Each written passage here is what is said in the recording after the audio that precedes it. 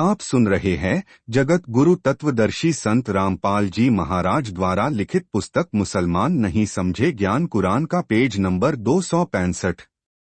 करने के लिए नाचते कूदते हैं।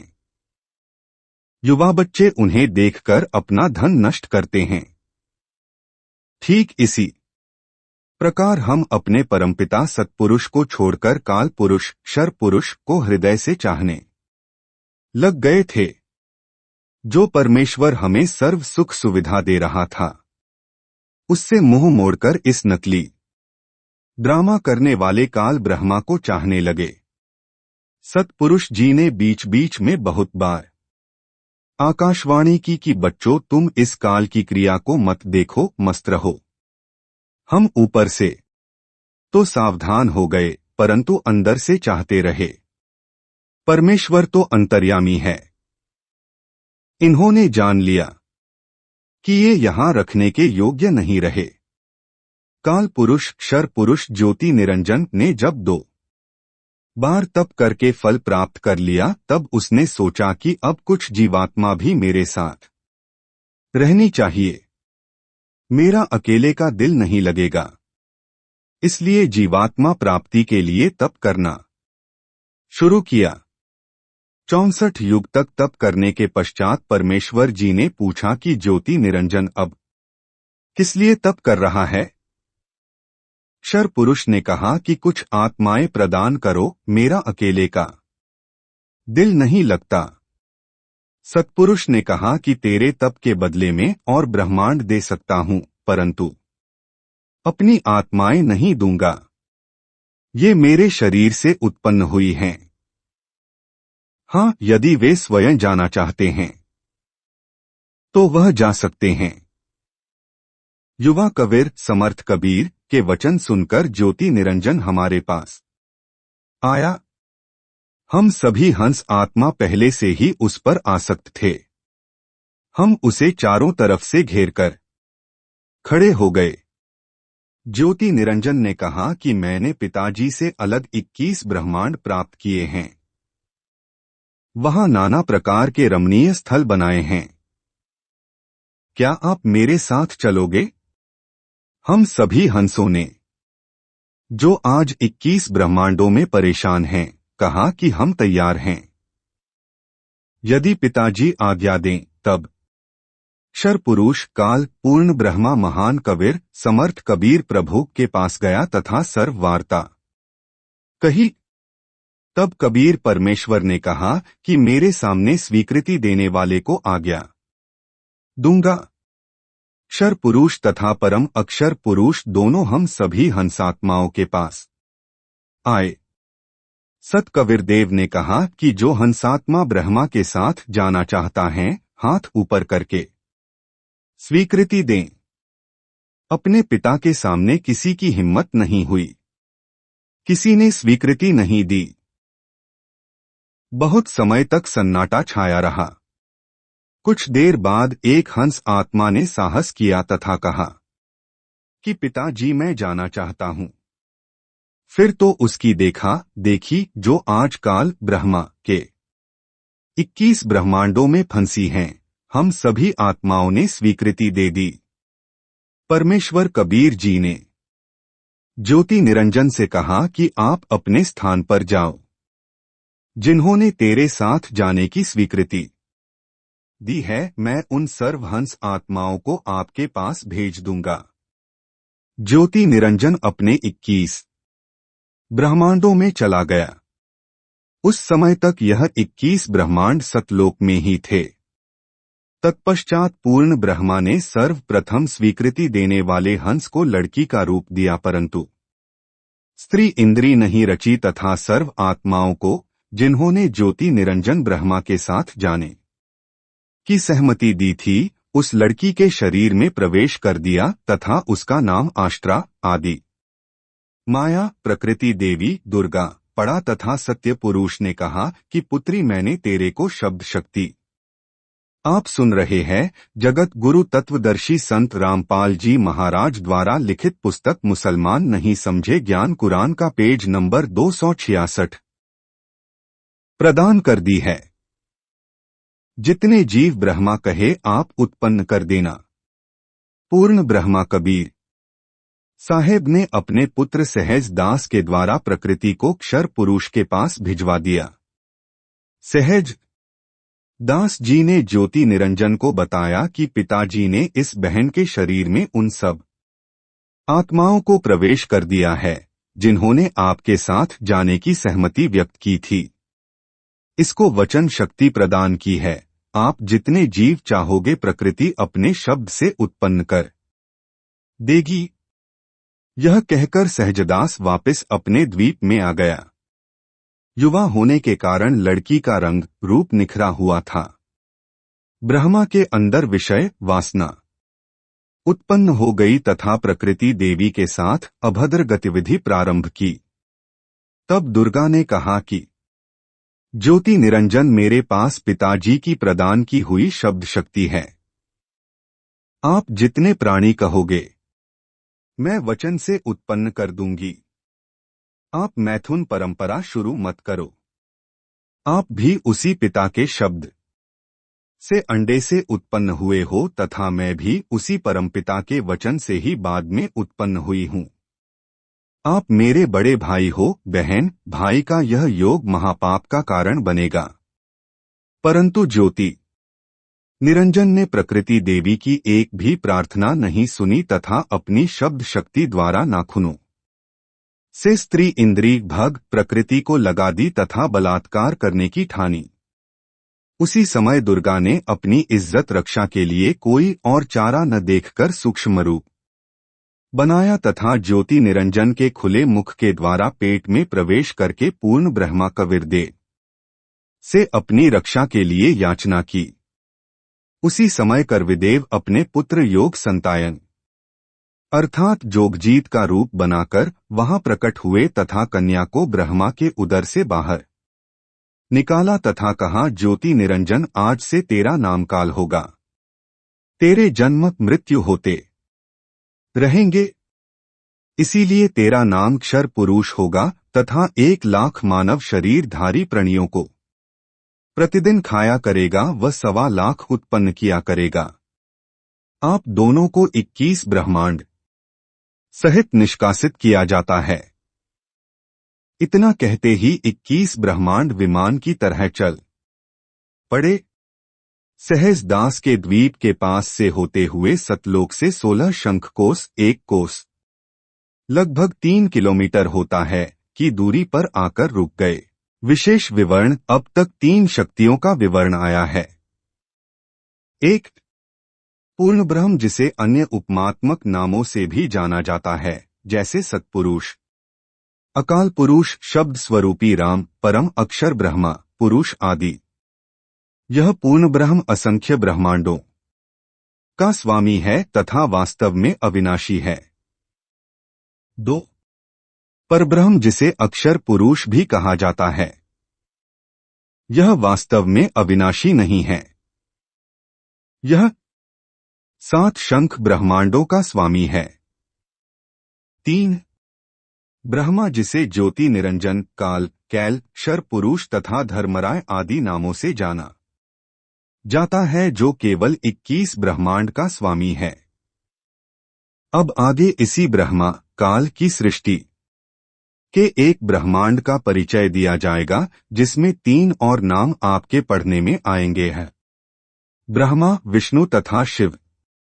आप सुन रहे हैं जगत गुरु तत्वदर्शी संत रामपाल जी महाराज द्वारा लिखित पुस्तक मुसलमान नहीं समझे ज्ञान कुरान का पेज नंबर 267। देखें एक ब्रह्मांड का लघु चित्र। आप सुन रहे हैं जगत गुरु तत्वदर्शी संत रामपाल जी महाराज द्वारा लिखित पुस्तक मुसलमान नहीं समझे ज्ञान कुरान का पेज नंबर 268। ब्रह्मा तथा ब्रह्मा में भेद। एक ब्रह्मांड में बने सर्वोपरि स्थान पर ब्रह्मा क्षर पुरुष स्वयं 3 गुप्त स्थानों की रचना करके ब्रह्मा विष्णु तथा शिव रूप में रहता है तथा अपनी पत्नी प्रकृति दुर्गा के सहयोग से 3 पुत्रों की उत्पत्ति करता है। उनके नाम भी ब्रह्मा विष्णु तथा शिव ही रखता है। जो ब्रह्मा का पुत्र ब्रह्मा है वह एक ब्रह्मांड में केवल 3 लोकों पृथ्वी लोक, स्वर्ग लोक तथा पाताल लोक में एक रजोगुण विभाग का मंत्री स्वामी है। इसे त्रिलोकीय ब्रह्मा कहा है तथा ब्रह्मा जो ब्रह्मलोक में ब्रह्मा रूप में रहता है उसे महाब्रह्मा व ब्रह्मलोकीय ब्रह्मा कहा है। इसी ब्रह्मा काल को सदाशिव, महाशिव, महाविष्णु भी कहा है। श्री विष्णु पुराण में प्रमाण चतुर्थ अंश अध्याय 1 पृष्ठ 230-231 पर श्री ब्रह्मा जी ने कहा है, जिस अजन्मा सर्वमय विधाता परमेश्वर का आदि, मध्य, अंत, स्वरूप, स्वभाव और सार हम नहीं जान पाते। श्लोक 83। जो मेरा रूप धारण कर संसार की रचना करता है, स्थिति के समय जो पुरुष रूप है, तथा जो रुद्र रूप से विश्व का ग्रास कर जाता है, अनंत रूप से संपूर्ण जगत को धारण करता है। श्लोक 86। श्री ब्रह्मा जी, श्री विष्णु जी व श्री शिव जी की उत्पत्ति। काल ब्रह्मा ने प्रकृति दुर्गा से कहा कि अब मेरा कौन क्या बिगाड़ेगा, मनमानी करूंगा। प्रकृति ने फिर प्रार्थना की कि आप कुछ शर्म करो।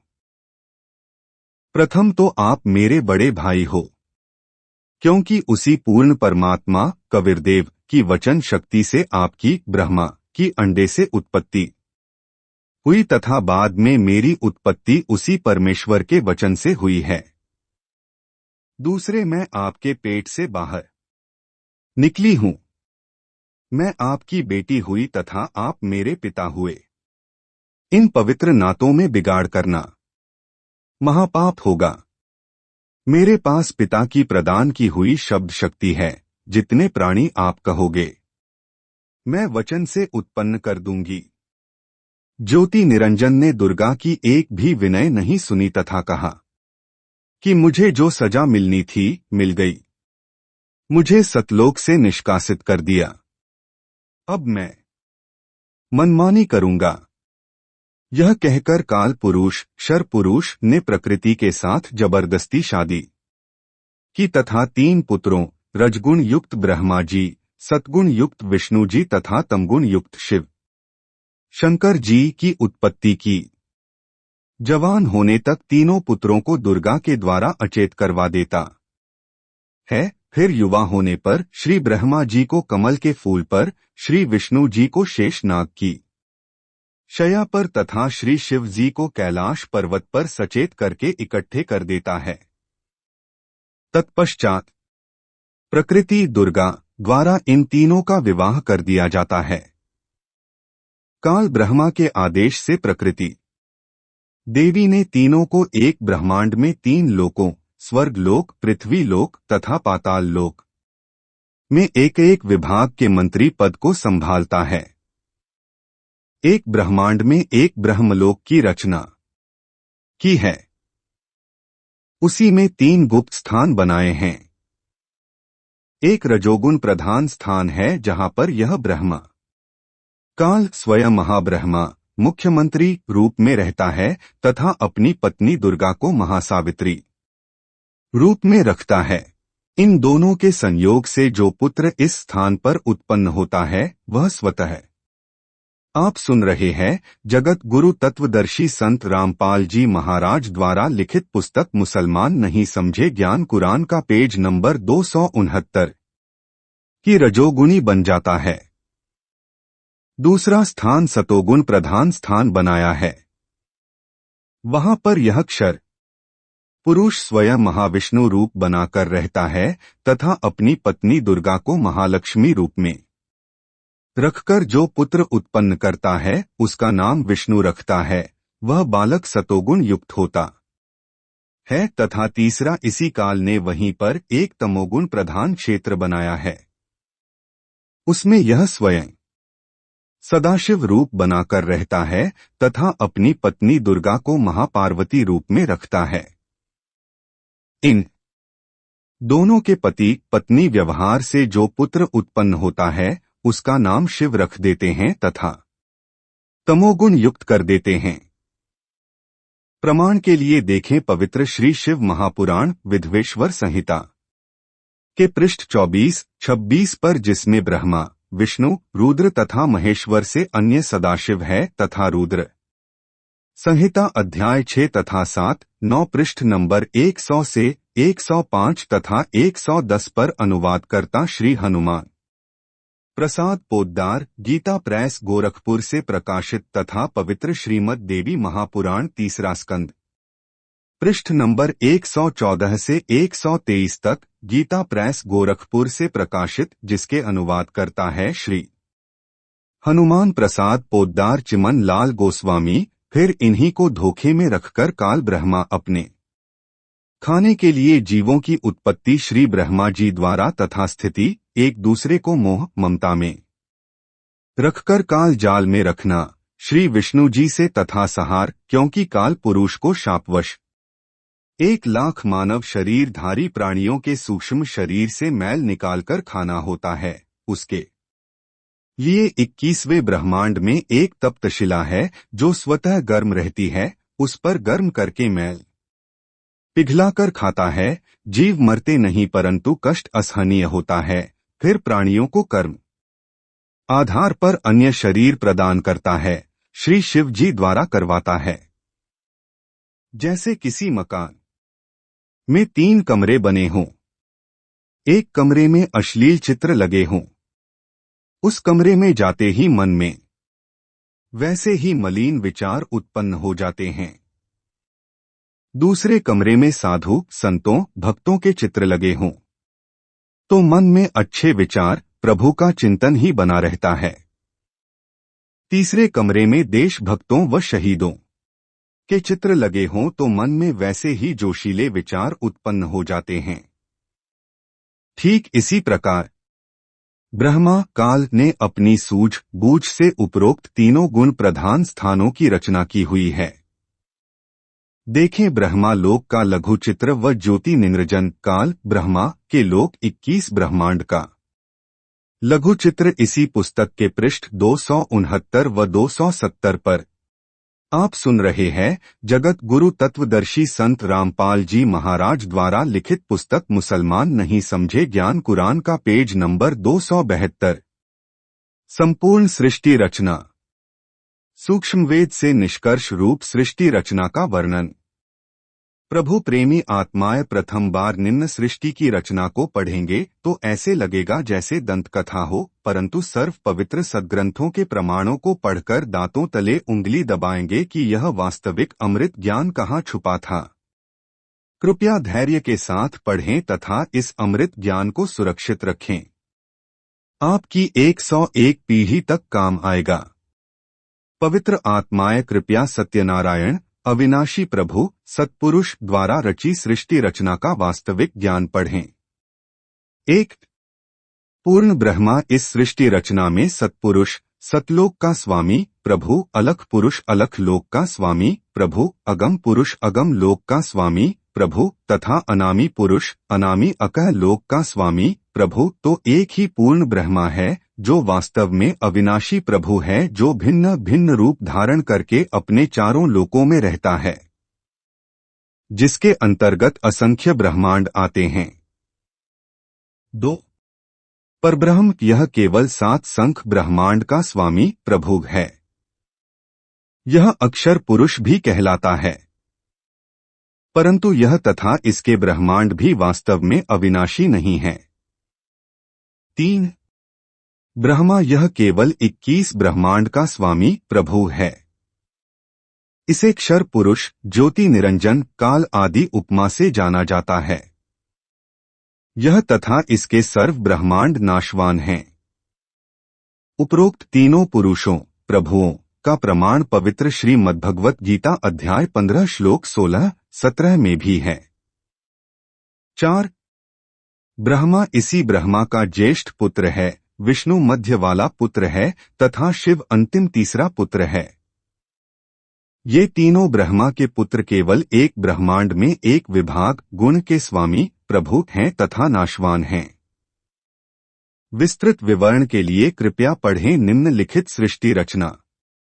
कबीरदेव कबीर परमेश्वर ने सूक्ष्म वेद अर्थात कबीरबाणी में अपने द्वारा रची सृष्टि का ज्ञान स्वयं ही बताया है, जो निम्नलिखित है। सर्वप्रथम केवल एक स्थान अनामी अनामय लोक था, जिसे अकह लोक भी कहा जाता है। पूर्ण परमात्मा उस अनामी लोक में अकेला रहता था। उस परमात्मा का वास्तविक नाम कबीरदेव अर्थात कबीर परमेश्वर है। सभी आत्माएं उस पूर्ण धनी के शरीर में समाई हुई थी। इसी कबीरदेव का उपमात्मक पदवी का नाम अनामी पुरुष है। पुरुष का अर्थ प्रभु होता है। प्रभु ने मनुष्य को अपने ही स्वरूप में बनाया है, इसलिए मानव का नाम भी पुरुष ही पड़ा है। अनामी पुरुष के एक रोम, शरीर के बाल का प्रकाश संख सूर्यों की रोशनी से भी अधिक है। विशेष जैसे किसी देश के आदरणीय प्रधानमंत्री जी का शरीर का नाम तो अन्य होता है, तथा पद का उपमात्मक पदवी का नाम प्रधानमंत्री होता है। कई बार प्रधानमंत्री जी अपने पास कई विभाग भी रख लेते हैं। तब जिस भी विभाग के दस्तावेजों पर हस्ताक्षर करते हैं। आप सुन रहे हैं जगत गुरु तत्वदर्शी संत रामपाल जी महाराज द्वारा लिखित पुस्तक मुसलमान नहीं समझे ज्ञान कुरान का पेज नंबर 274।